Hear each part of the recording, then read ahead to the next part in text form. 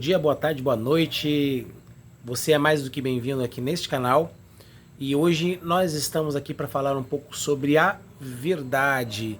Essa verdade que hoje no nosso tempo ela está sendo colocada como uma coisa tão mutável, supérflua. Até falta a palavra certa para a gente poder definir o que a verdade se tornou nos nossos tempos. O relativismo, a relativização da verdade, ela tem um transtorno muito grave na nossa sociedade. E hoje a gente vai falar um pouquinho sobre a verdade. À luz da palavra de Deus, à luz, daquilo que Jesus Cristo nos ensina, à luz daquilo que a igreja nos ensina, sobre a verdade.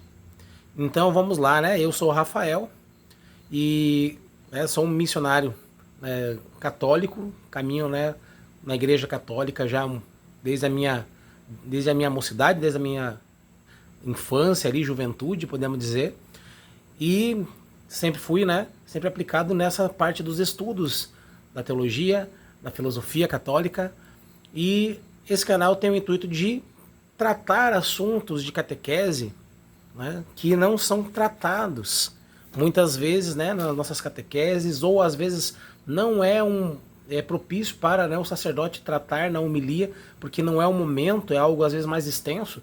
Então nós vamos tratar essas catequeses aqui no canal, sempre de temas mais difíceis, mais complexos, para a gente entender à luz da verdade, à luz da palavra e à luz da santa doutrina.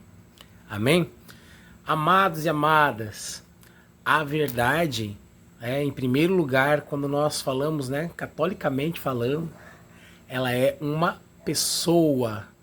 Antes de ser, uma coisa pessoal, ou ser, uma verdade, seja científica, seja uma verdade moral, seja uma verdade filosófica, antes de ser essa verdade subjetiva, porque a verdade, se fora essa verdade que é a pessoa, que essa pessoa é Jesus, ela não é palpável. A única verdade palpável que nós temos de fato é Cristo. E ele diz, eu sou o caminho, a verdade e a vida. Que por sinal é o nome do nosso canal. E essa verdade que é Jesus, que Jesus fala que quem encontra a verdade o encontra. É isso que ele está nos dizendo.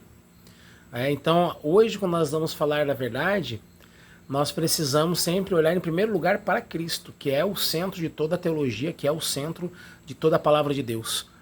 E ele vai dizer que a verdade, quando de fato é verdade, ela é o próprio Cristo, ela aponta para Cristo, aponta para Deus, assim como a gente fala que tudo aquilo que a gente vê que é belo, bom e verdadeiro aponta para Deus. Então, toda beleza aponta para a suma beleza, que é Deus.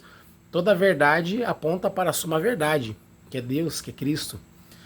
Então, assim, todo bem aponta para o sumo bem, que é Cristo.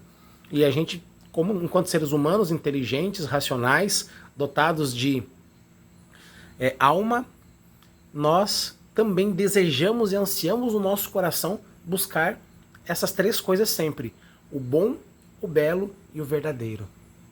Então a verdade ela já está implícita no nosso coração para buscar, porque a gente possa encontrar ali a verdade e através dessa verdade encontrar Deus.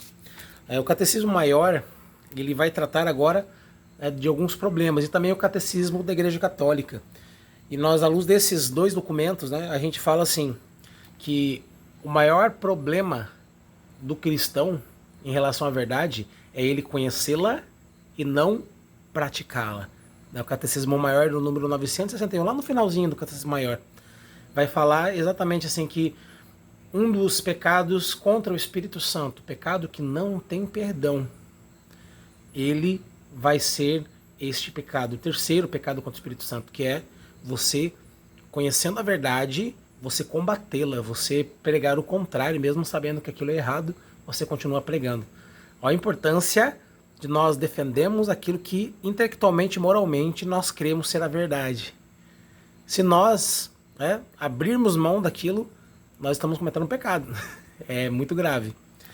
E o Catecismo da Igreja Católica também vai nos falar, o Catecismo da Igreja no número 2505, ele vai falar que a verdade é a virtude que consiste em mostrar-se verdadeiro no agir, no falar, guardando-se da duplicidade e da dissimulação e da hipocrisia. E a igreja vai nos ensinar através do catecismo que a verdade ela precisa ser dita no tempo certo, do jeito certo, né, e para a pessoa certa. Fora dessas três condições, a verdade pode ser uma arma, ela pode matar, ela pode ferir, ela pode causar o efeito contrário para o qual ela foi criada. Então, isso também precisa ser observado. Amados, muitas vezes a gente fala na verdade, e aí as pessoas vão dizer assim, mas essa não é a minha verdade. Então, isso é uma realidade que vem, né, dos filósofos ali do início da Idade Moderna para cá. Essa ideia de que a verdade pode ser relativa. Immanuel Kant vai começar e depois nós vamos ver muitos outros que vão se apoiar nessa mesma ideia. Hegel e a filosofia toda, a filosofia moderna, ela começa a se apoiar em pilares de que a verdade de um pode ser diferente da verdade do outro. Mas como coisas obviamente opostas, poderiam as duas ser verdade. Eu posso chegar e usar esse crucifixo, que obviamente ele é, né, de madeira, e vou dizer assim, não, esse crucifixo é de ouro. Eu acredito que ele é de ouro. E a outra pessoa diz, não, isso aí é de madeira. Aí os dois estão certos, né? E alguma coisa está errada nisso aí. Ou um está certo ou o outro está certo. Então seria uma coisa que beira até mesmo, né, a loucura eu afirmar às vezes uma verdade evidente. Nós teremos tempo de até discutir isso, né? O que é evidente, né? O que é evidente em si mesmo. Nós vamos tratar de temas filosóficos mais adiante, mas quando eu vejo algo evidente, é evidente que aquilo ali é madeira. Então, hoje nós estamos vivendo essa crise da verdade. Por isso que quando nós buscamos falar a verdade, né, inclusive nós estamos aqui falando a verdade no canal e provavelmente pessoas vão às vezes discordar e dizer, não, eu não acredito nisso, nessa verdade, acredito na minha. Não tem problema, você é livre para crer nesta sua verdade. O risco é que um dia você descubra que esta verdade ou é uma mentira, né, uma pseudo-verdade, e isso leve você a uma situação ruim.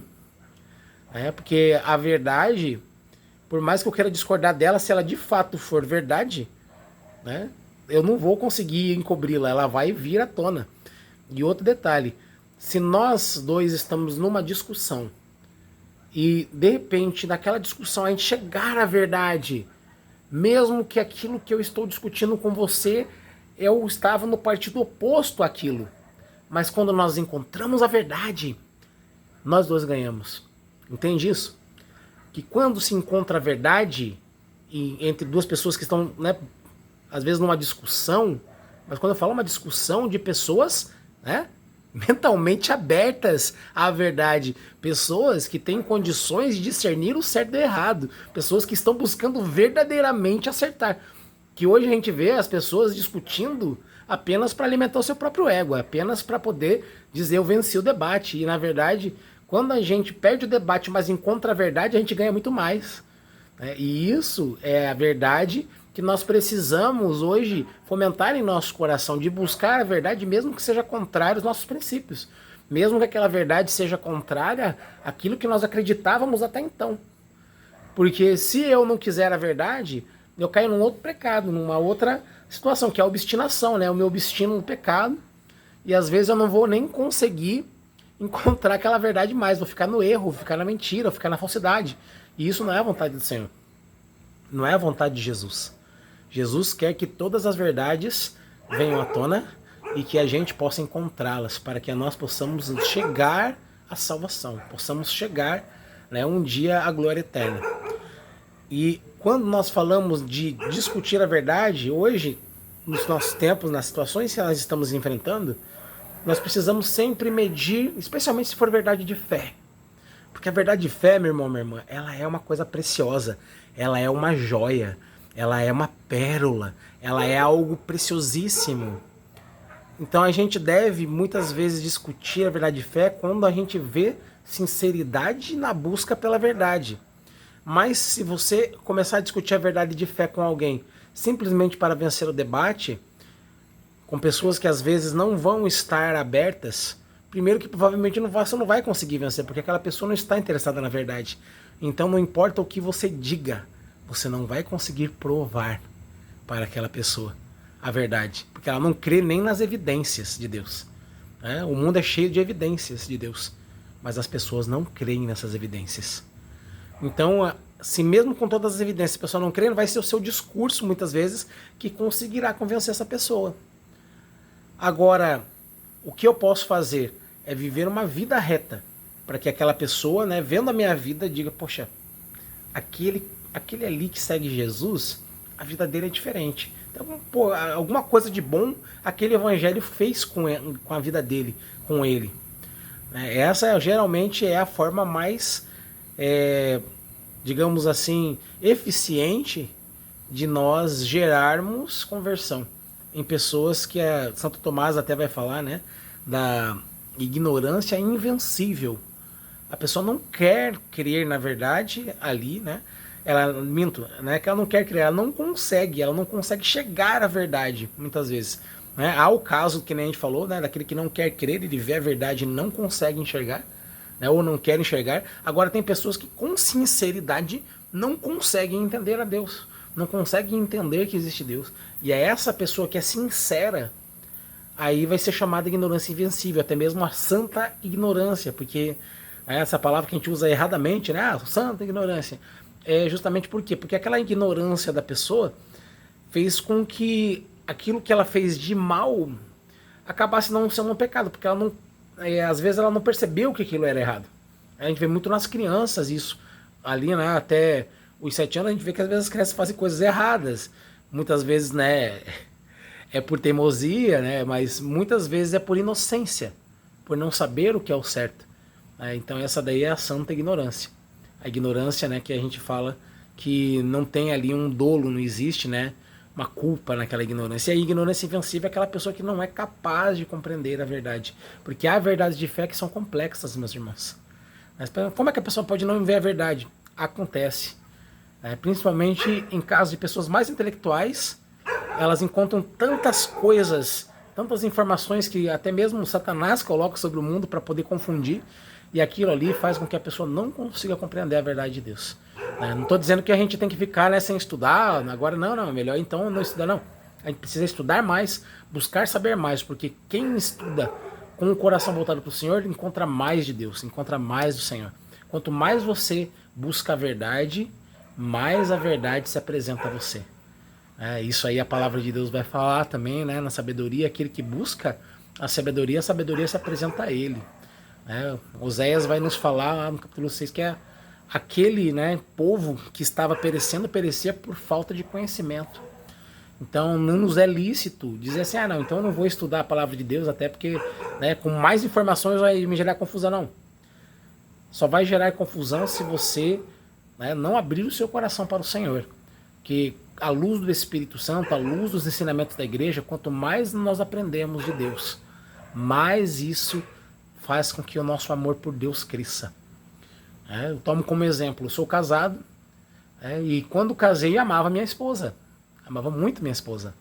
Mas a partir do momento que casamos e começamos a conviver juntos, morar na mesma casa, tivemos nossa filha e eu conheci mais a minha esposa. Hoje eu conheço ela muito mais do que eu conhecia no dia do meu casamento. E por isso amo muito mais. Eu não tenho como dizer que eu amo a minha esposa hoje do jeito que eu amava lá no meu casamento. Eu amo hoje muito mais, porque conheço mais. Assim também para o Senhor. Quanto mais conhecemos a verdade, mais a amamos. Quanto mais conhecemos a Cristo, mais o amamos. Então, né, fica esse convite. É só uma pincelada aí sobre a verdade, amados, porque fazendo os vídeos mais curtos por enquanto. Em breve vou estar preparando aqui a minha casa, né? Que ainda tem algumas mudanças que estão chegando. Me mudei recentemente. Vim lá do Rio Grande do Sul para Rondônia, então a minha casa ainda está sendo preparada para que as lives possam acontecer de uma forma melhor aí. E também, né, que a gente possa fazer aulas aí até ao vivo, com as pessoas podendo fazer perguntas e participando, né? E também contribuindo ali com todos. Deus abençoe você, Deus abençoe, né, a sua Semana Santa, que essa Semana Santa seja uma semana de reflexão, uma semana de Deus falando no nosso coração. Amém? Um grande beijo a todos, boa semana.